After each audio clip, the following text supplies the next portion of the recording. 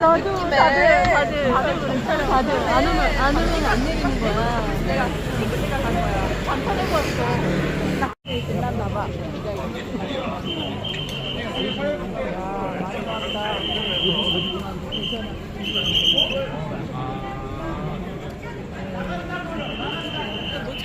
보니까 여기서 들고 있는 거야. 그래서 얼른 나갔어. 저쪽에 막 다 들렸잖아. 너무 좋아.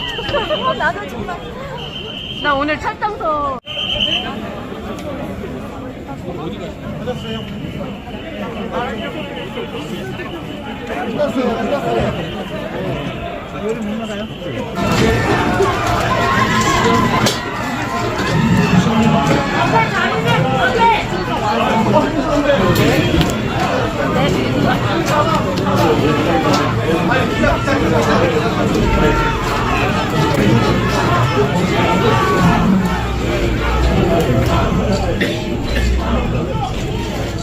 고생 많으세요.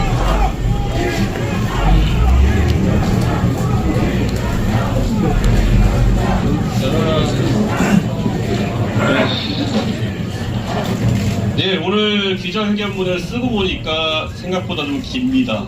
네, 할 말이 많았던 것 같은데 한 3분의 1 정도로 줄였더니만은 A4용 5장이 나오네요. 네, 그래가지고 아마 언론인들 취재하실 때 전문은 아마 그대로 제가 읽어가지고 제가 고생이 없으시도록 하겠습니다. 사랑하는 시민 여러분, 정치를 시작한 지 12년째 되는 오늘을 그날로 정해놓고 지난 몇 달간 정말 많이 고민했습니다. 국민의힘에서 함께한 세월, 가볍지 않았던 영광의 순간들과 분노의 기억들은 교대로 제 팔을 양쪽으로 잡아 끌었습니다. 저를 대표로 선출해 주셨고 각자의 위치에서 대선과 지선 승리에 앞장서 주신 당원들께 그동안 형용할 수 없을 만큼 감사했습니다. 지난 대선과 지선의 연승은 당원들의 도움과 사랑 없이는 이뤄낼 수 없었습니다. 탄핵의 상처를 겪은 당원들에게 어떻게든 승리의 기쁨을 안겨야 하는 당위적 목표 속에서 때로는 대선 후보를 강하게 억제해야 할 필요가 있었습니다. 젊은 세대가 정치의 중심에 설 수 있도록 당내에 시대착오적 관행과 그리고 관성과 강하게 맞서야 할 필요도 있었습니다. 좋았던 결과보다도 그 과정이 불편하셨던 당원이 계신다면 이 자리를 빌려 죄송하다고 말씀드립니다. 호사가 드는 국민의힘과 보수진영의 현 상황이 그토록 안 좋다면 지금은 때를 기다리고 기회를 보라고 저에게 이야기합니다.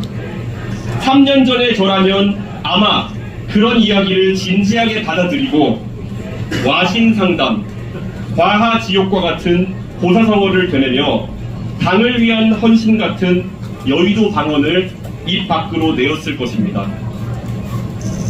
사실 저는 얼마든지 기다릴 수 있었습니다.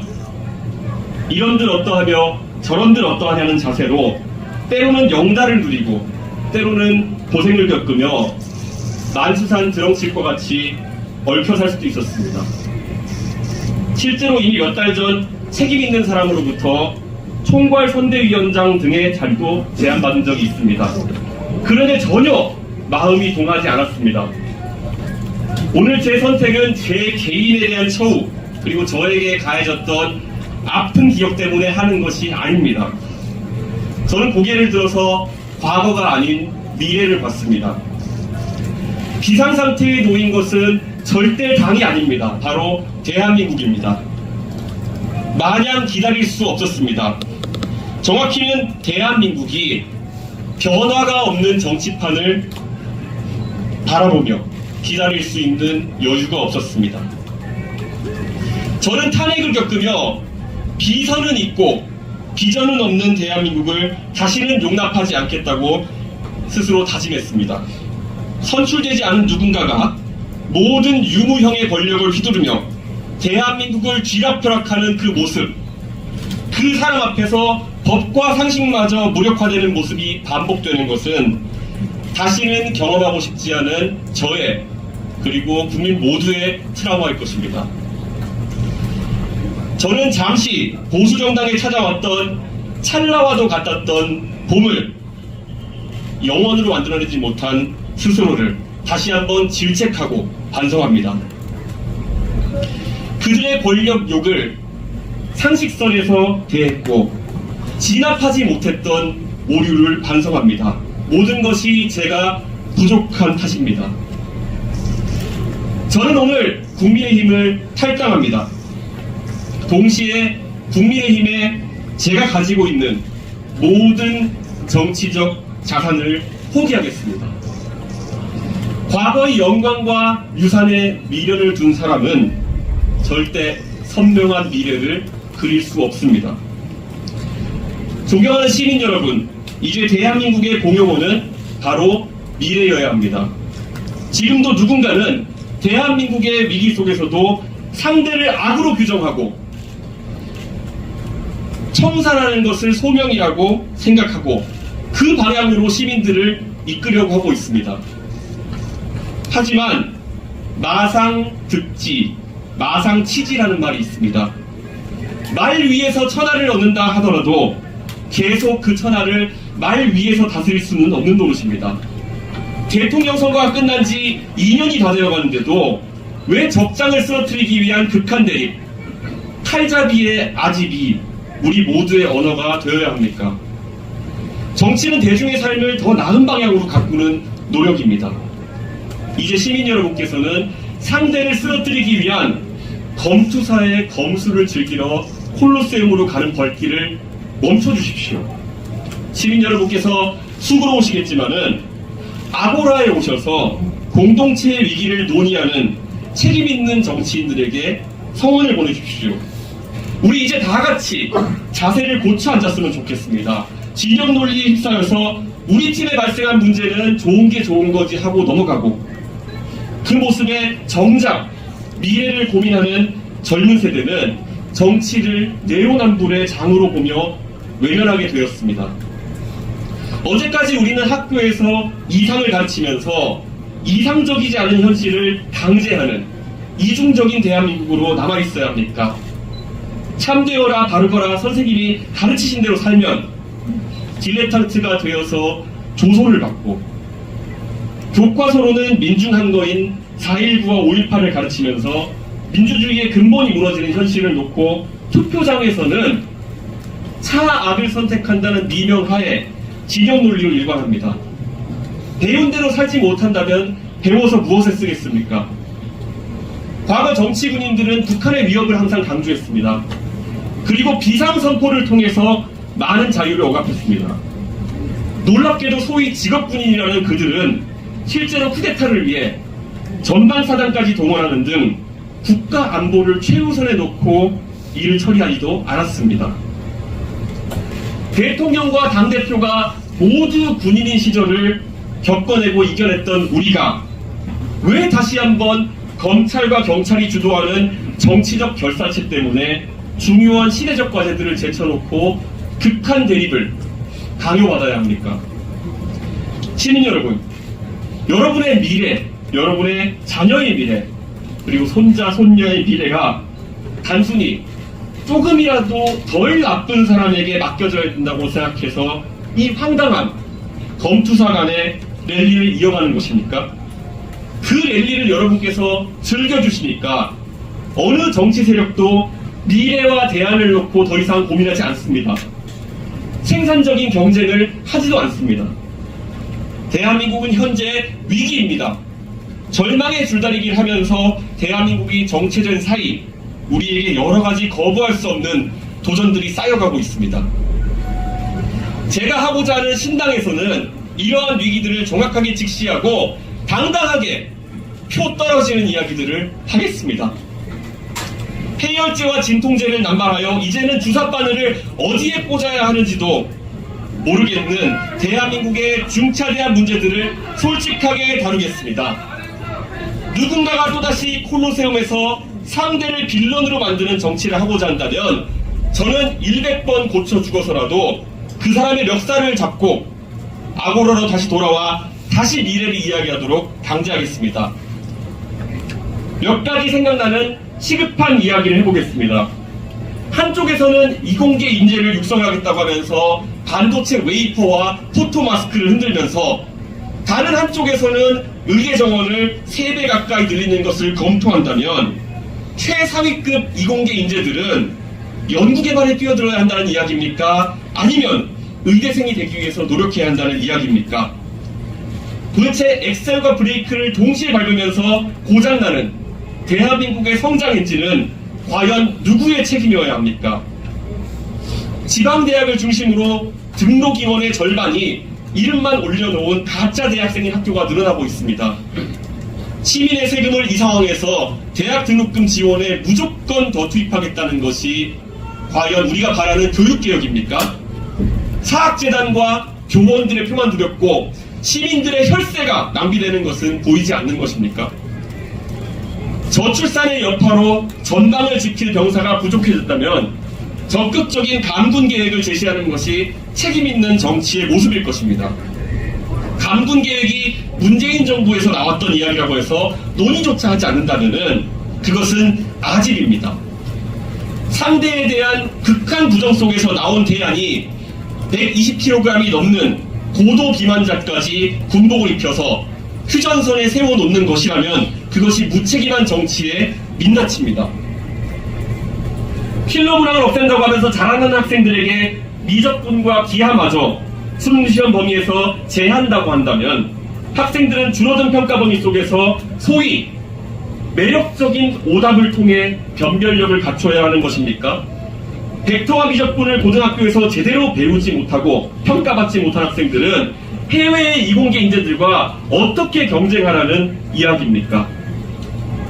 그리고 이제 누군가가 국민연금의 문제를 다룬다고 하면 또 결론은 뻔하게 더 내고 덜 받고 늦게 받는 방향으로 날 것이라고 다들 예측합니다.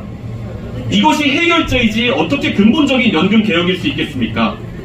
적립식 국민연금이 저출산과 맞닥뜨려 한계에 이제 도달했고 지금 이대로 가면 지금 연금을 납부하는 세대는 연금을 받을 수 없을 것이라는 현실을 직시하고 부가식으로 전환을 조금씩 준비하자는 그 다른 이야기를 왜 시작하지 못합니까?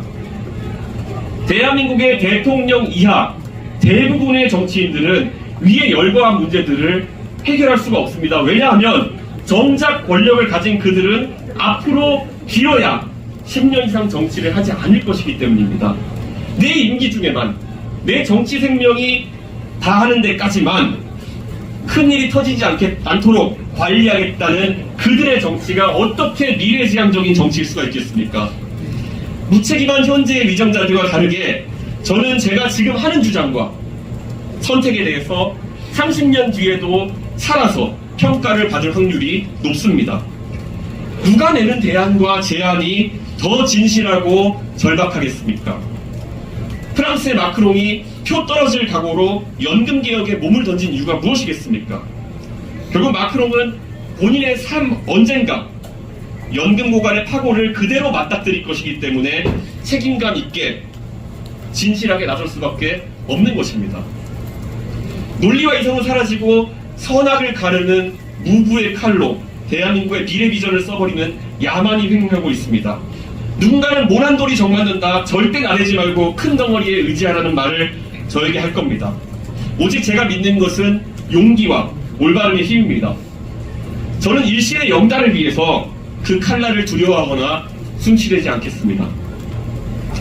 오늘 제가 상계동에서 제 뜻을 밝히는 것은 정치의 새로운 출발선에 서서 정치를 하는 이유를 다시 새기고 싶었기 때문입니다. 제가 제 고향 상계동을 좋아하는 이유는 너무나도 평균적인 사람들이 그 사람들의 삶이 녹아있는 공간이기 때문입니다. 인구 20만의 상계동이고 많은 사람들이 거처한 곳이기 때문에 지금 듣고 계신 시민 누구나 높은 확률로 상계동에 지인이 있으실 겁니다.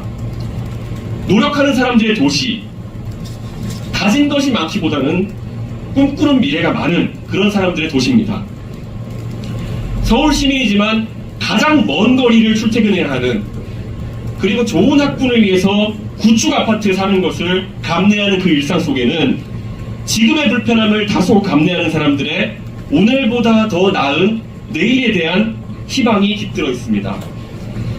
제가 언제 어디서 정치하더라도 상계동 사람들의 바람대로 내가 먹고 즐길 것을 아끼며 된 아이의 교육비가 가치 있는 세상을 만들겠습니다. 그리고 4호선 지하철 손잡이를 잡고 동대문 역사문화공원까지 20분간의 부대낌 속에서 졸고 있는 어떤 가장의 고단함을 새기겠습니다. 반드시 대한민국은 노력하는 사람들에게 오늘보다 더 나은 내일이 있는 그런 나라가 되어야 합니다. 공무원 임대아파트와 군인 아파트를 끼고 있는 상계동에서 살면서 100만 공무원에 대한 이야기도 많이 들었습니다. 그래서 제가 그리는 미래 속에는 누구도 아이들을 가르치면서 아이들에 대한 사랑과 교사로서의 소명의식 외에 다른 것을 강요받지 않고 국가를 지키는 군인이 국가와 국민 외에 충성할 대상을 찾지 않아도 되는 그런 세상을 만들고 싶습니다. 서희초등학교 교사의 아픈 사연과 박정훈 대령의 고난서사가 다시는 반복되지 않아야 하는데 정치권은 이미 이슈를 덮는 방식으로 어떤 해법도 없이 바뀐 거 없이 이것이 잊혀져 가기를 기대하고 있습니다. 제가 추진하는 신당은 이런 일련의 아픔과 불안함을 절대 잊고 지나쳐가지 않겠습니다. 몇 개의 의석을 만들어낼지도 모르는 확실하지도 않은 누군가의 말에 신빙성이 없고 실행이 담보되지 않는다고 생각하신다면 더 많은 의석을 만들어 주십시오. 여러분이 평생 사게 될 주식 중에서 가장 큰 수익률을 담보하는 주식은 바로 이 신당에 투자하는 지지와 성원일 것입니다. 여러분의 자녀와 손자, 손녀에게 미래지향적인 대한민국을 상속세 한 푼 없는 유산으로 남겨주십시오. 이준석이 정당을 끌어갈 돈이 있느냐, 사람이 있느냐 설왕설래합니다. 3천만 원으로 전당대회를 승리하는 방식이 정치개혁의 실증적인 사례였던 것처럼 나눠줄 돈과 동원할 조직 없이 당을 만들어 성공한다면 정치의 문화가 영원히 바뀔 것입니다. 대한민국 시민 여러분 모두를 미래의 정치로 초대하겠습니다. 참여하실 때 우리에게는 십시일반에 밥 한 숟가락씩만 주십시오. 노무현 대통령에게 모인 돼지 전통을 기억하는 우리가 20년이 지난 지금 모든 것이 더 발달한 지금 왜 그 방식이 불가능하다고 생각해야 합니까? 거대 정당을 이끌어본 제가 새로운 도전을 할 때는 믿는 구석이 있는 겁니다. 얼마 전에 방영된 JTBC 드라마 재벌집 막내 아들에서 새우가 고래를 이기는 방법을 진도준이 이야기합니다. 새우 몸집을 키우는 거죠. 고래 싸움에 등이 터지지 않을 만큼 포기하지만 않는다면 시간은 새우 편 아닐까요? 서로 물어뜯기밖에 못하는 고래 두 마리가 싸우는 동안 담담하게 많은 시민들의 희망을 머금고 미래를 그리면서 여러분이 모아주시는 십시일반의 밥을 많이 먹고 크겠습니다. 시민 여러분, 모두가 움츠린 눈 덮인 겨울이 지나면 봄이 옵니다. 그래서 누군가가 막아보라고 해도 민주화는 필연이었습니다. 상대 정치 세력을 악의 상징, 빌런으로 만들어 콜로세움에 세우는 검투사 정치는 월륜, 즉 보름달과 같아지게 되어 있고 미래를 이야기하는 생산적인 정치는 월신, 초승달과 같이 차오릅니다. 자연의 섭리가 무서운 것은 이것이 거부할 수 없는 미래라는 점에 있습니다. 눈은 항상 높습니다. 그래서 봄은 항상 옵니다. 보름달은 항상 집니다. 그리고 초승달은 항상 차오릅니다. 내년 4월 대통령 한 사람이 아닌 상계동의 꿈, 보편적인 민주시민의 고민을 담아낼 수 있는 새로운 정당이 여러분을 대표할 수 있도록 제 모든 것을 쏟아부어서 정진하겠습니다. 희망의 언어로 우리가 미래를 키울 때 다시는 투표용지가 정말 어려운 킬러 문항처럼 느껴지지 않을 겁니다. 나를 위해, 내 가족을 위해, 내 나라를 위해 할 수 있는 행복한 선택이 가능한 그날을 오늘 이 자리에서 저는 시민 여러분에게 약속하겠습니다. 앞으로 저만의 넥스트 스텝을 걷겠습니다. 변화와 승리에 대한 확신을 두고 이 길을 즐겁게 걷겠습니다. 훗날 오늘의 제 약속이 상계동 마포 참숯갈비 선언이라고 위키 한자락에 기록될 수 있도록 변마지로를 다하겠습니다. 내일을 준비하는 대한민국이 당신을 빼놓지 않도록 열심히 하겠습니다. 감사합니다. 네, 감사합니다. 네. 예, 아이고 3분의 1로 출연돼 이런데요. 어쨌든 하고 싶은 말은 더 많을 것이고 앞으로 때가 될 때마다 언론인들께 말씀을 드리겠습니다. 저는 오늘 저의 탈당 결심 그리고 창당 결심까지를 담담하게 말씀드렸습니다. 혹시 언론인들의 질문 있으시다면 제가 받도록 하겠습니다.